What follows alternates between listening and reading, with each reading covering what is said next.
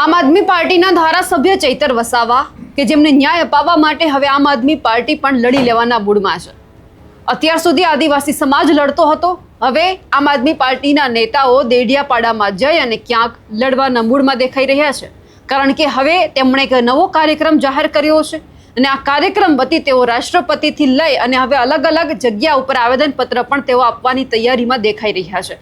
નમસ્કાર, આપ જોઈ રહ્યા છો નિર્ભય ન્યૂઝ અને હું છું આપની સાથે રિદ્ધિ। આમ આદમી પાર્ટીના નેતાઓ 20 તારીખે જે કલેક્ટર છે તેમને આવેદનપત્ર આપવા માટે જવાના છે। સહી ઝુંબેશની હવે શરૂઆત થવા જઈ રહી છે। ઈસુદાન ગઢવી હોય, ગોપાલ ઇટાલિયા હોય કે બીજા આમ આદમી પાર્ટીના નેતાઓ હોય તે જવાના છે। કલેક્ટરને જ્યારે આવેદનપત્ર આપશે ત્યારે રાષ્ટ્રપતિને સંબોધીને જે આખું આવેદનપત્ર આપવાની તૈયારીમાં હવે તમામ લોકો દેખાઈ રહ્યા છે। પણ સવાલ એ થઈ રહ્યો છે કે અત્યાર સુધી સપોર્ટ માર્ચનું આયોજન કરવામાં આવ્યું, હવે સહી ઝુંબેશનું આયોજન છે તે થઈ રહ્યું છે, પણ શું આ રીતે ચૈતર વસાવા છે એમને ન્યાય મળશે? જે રીતે ચૈતર વસાવા છે જળ જંગલ જમીન બાબતે લડતા આવ્યા હતા, હવે ક્યાંક એ જ મુદ્દો છે આદિવાસી વિસ્તારની અંદર ફરી ગરમાયેલો પણ દેખાઈ રહ્યો છે। એટલે હવે ત્યાંના લોકો એ કહી રહ્યા છે કે ભારતીય જનતા પાર્ટીના નેતા છે પણ એ કંઈ કામ નથી કરી શકતા, માત્ર ચૈતર વસાવા કામ કરી શકે છે। એટલે ક્યાંક હવે એક પડકાર પણ તેમના પરિવાર માટે, આમ આદમી પાર્ટી માટે ઊભો થયો છે કે ચૈતર વસાવાને કઈ રીતે બહાર લાવી શકાય, કારણ કે જે પ્રશ્નનું જે નિરાકરણ લાવી શકે છે અત્યારે જેલમાં છે। ઘણા બધા પ્રશ્ન છે। ચૈતર વસાવા અનેક માંગોને લઈને મેદાનમાં પણ આવ્યા હતા, પરંતુ હવે ચૈતર વસાવા માટે હવે અલગ અલગ માંગ છે તે મૂકવામાં આવી રહી છે।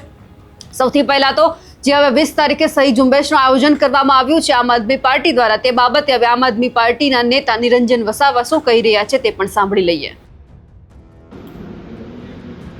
નમસ્કાર મિત્રો, આ ભારતીય જનતા પાર્ટીની જે તાનાશાહી સરકાર છે, આ સરકાર દ્વારા ડેડિયાપાડાના ધારાસભ્ય શ્રી ચૈતરભાઈ વસાવા જેઓ જ્યારથી ધારાસભ્ય બન્યા છે ત્યારથી તમામ લોકોના પ્રશ્નો, દરેક સમાજના મુદ્દાઓ આવે છે। એ રોડ રસ્તાનો પ્રશ્ન હોય, શિક્ષણનો પ્રશ્ન હોય, આરોગ્યનો પ્રશ્ન હોય, સનદની જમીનનો પ્રશ્ન હોય, સ્ટેચ્યુ ઓફ યુનિટી, જીઆઈડીસીનો, આ તમામ મુદ્દાઓ પર એ મજબૂતાઈથી આ સરકાર સામે લડે છે, અવાજ ઉઠાવે છે અને લોકોને ન્યાય અપાવે છે। એ જ આ ભારતીય જનતા પાર્ટીના જે નેતાઓ છે, આ સરકારને એ ગમતું નથી। એના જ ભાગરૂપે એમની પર ખોટી એફઆઈઆર કરવામાં આવી અને એ એફઆઈઆરમાં એમને 7 વર્ષની સજા કરવામાં આવી। એના જ ભાગરૂપે નર્મદા જિલ્લા અને આમ આદમી પાર્ટી દ્વારા તમામ નર્મદા જિલ્લાના તમામ ગામડાઓમાં ઘરે ઘરે જઈ અને ચૈતરભાઈના સમર્થનમાં આ એક કાર્યક્રમ રાખ્યો છે, જેમાં તમામ ગ્રામજનો દ્વારા અહીંયા આગળ સહીઓ કરવામાં આવશે અને એની સાથે સાથે એક પેમ્પલેટ પણ એ સૌ ગ્રામજનોને આપવામાં આવશે કે ચૈતરભાઈ જે કામગીરી કરી છે પ્રજાલક્ષી એ મુદ્દાઓ સાથે। અને 20/7/2026 અને સોમવારના રોજ રાજપીપળા ખાતે લાખોની સંખ્યામાં અહીંયા જનમેદની ઉમટશે અને એક ભવ્ય જનસભાનું આયોજન કરવામાં આવ્યું છે। આ જનસભામાં પ્રદેશના નેતા એવા ઈસુદાનભાઈ ગઢવી, ધારાસભ્ય શ્રી ગોપાલભાઈ ઇટાલિયા, ચૈતરભાઈ વસાવાના ધર્મપત્ની શ્રી વર્ષાબેન વસાવા તેમજ અનેક મહાનુભાવો આ કાર્યક્રમમાં ઉપસ્થિત રહેશે।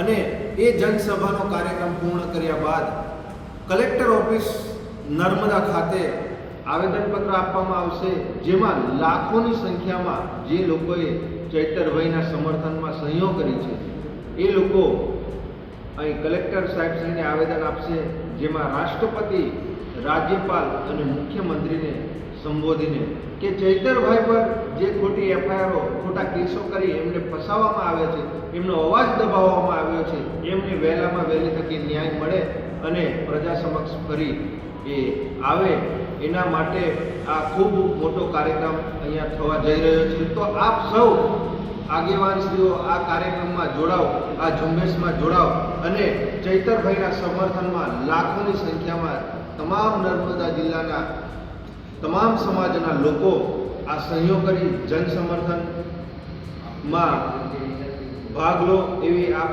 તમામ આગેવાનશ્રીઓને અમારી નમ્ર વિનંતી છે। જય હિન્દ, જય ભારત। હવે આમ આદમી પાર્ટીના નેતાઓ ભેગા થવાના છે, પણ શું જે આ સહી ઝુંબેશનું આયોજન કરવામાં આવ્યું છે ખરેખર તેમનાથી ચૈતર વસાવાને ન્યાય મળશે? ચૈતર વસાવા જેલની બહાર આવશે ખરા? આપ શું માનો છો કમેન્ટ કરીને ચોક્કસથી જણાવજો. સાથે જ અમારી નિર્ભય ન્યૂઝ ચેનલને લાઇક, શેર અને સબસ્ક્રાઇબ કરવાનું ભૂલશો નહીં. નમસ્કાર.